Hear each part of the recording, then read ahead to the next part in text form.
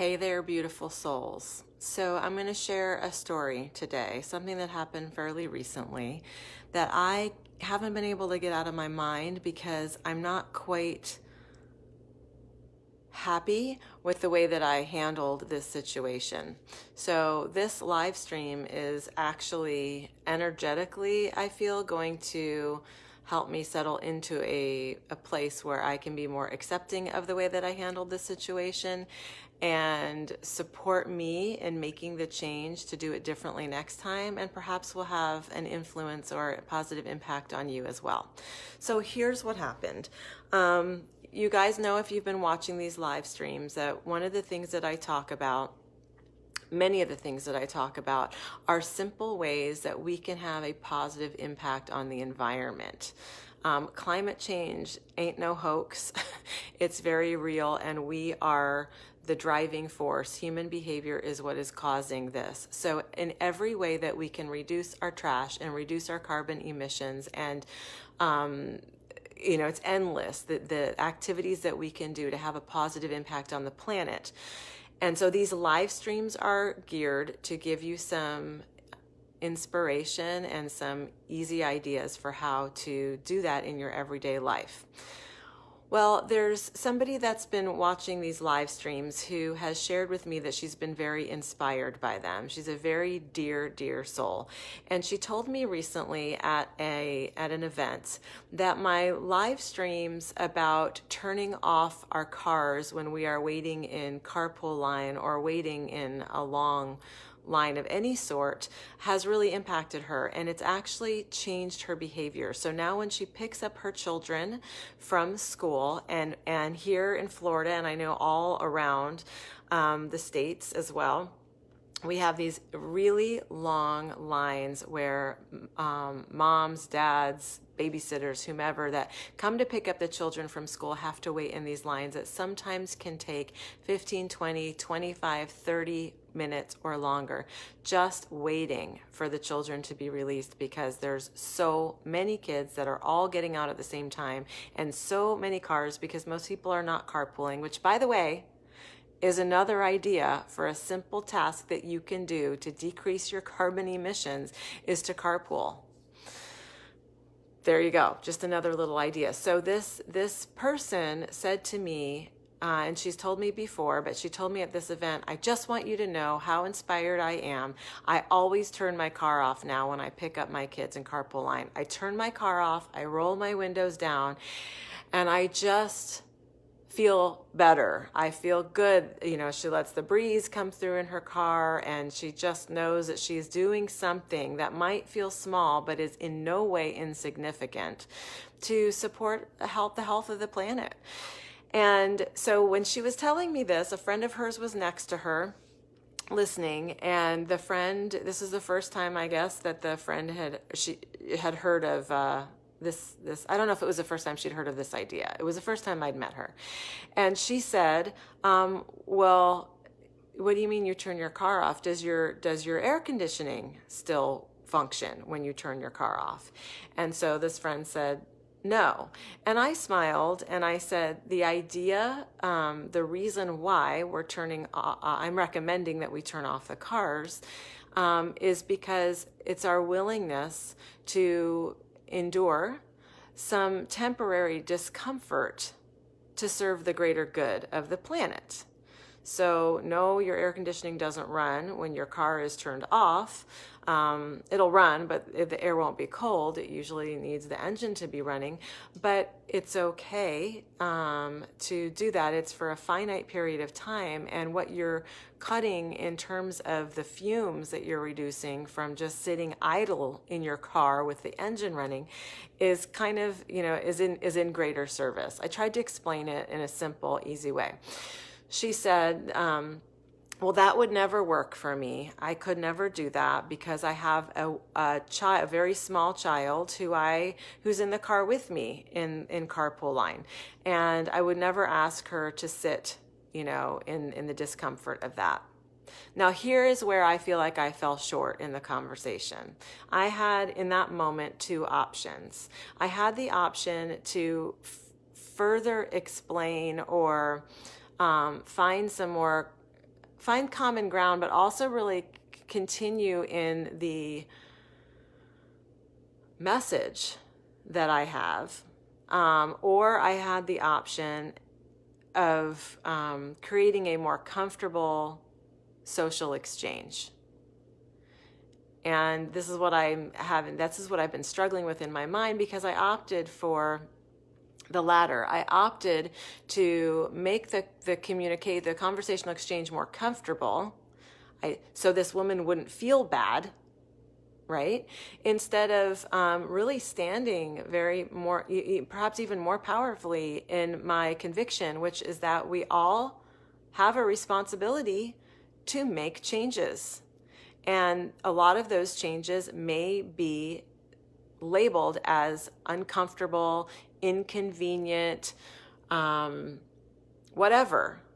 Who cares? We still have to do them. I feel that we still have an obligation to the greater good. The greater good, actually, in this situation, is our children's long-term health and well-being, because they are the ones who are inheriting a situation on the planet. We will be gone at some point, and they will have to deal with the fact that we did not make changes fast enough.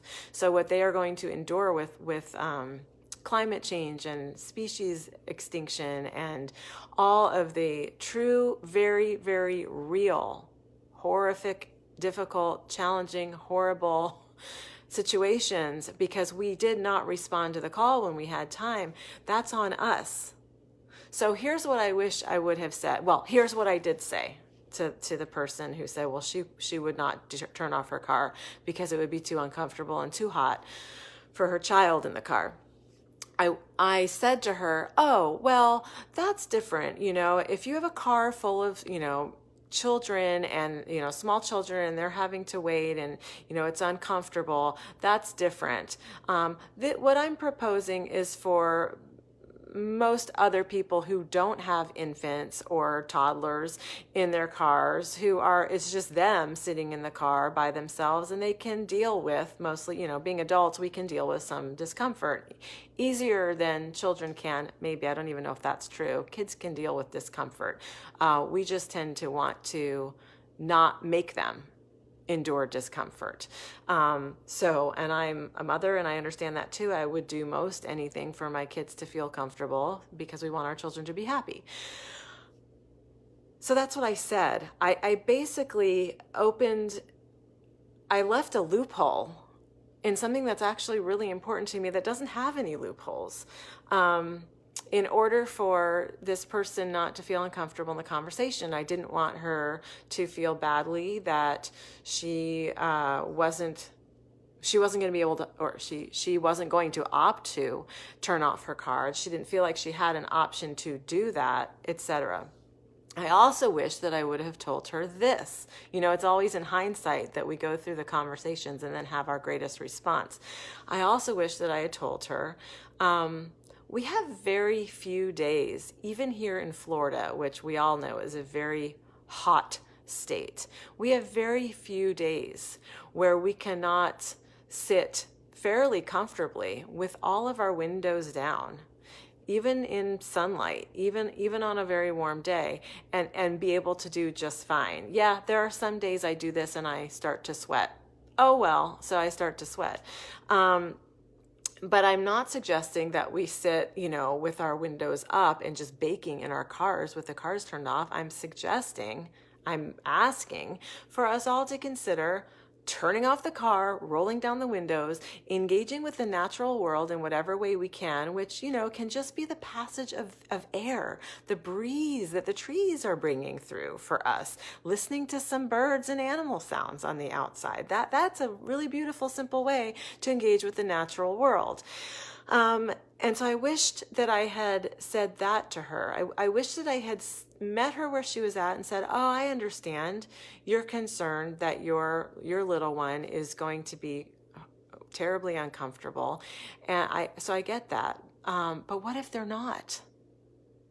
What if your small child is really delighted to have the windows all down and to be able to hear the outside sounds? And what if it engages you in conversation with them a little bit differently? Look at that bird that just flew by. Let's listen to how many different birds we can hear. Oh, look, you can hear the children getting out of school. Let's see if you can hear your brother's voice. I don't know. I'm just giving some ideas for how I wished I would have handled this conversation, because it's an important one. It's an important one in my journey.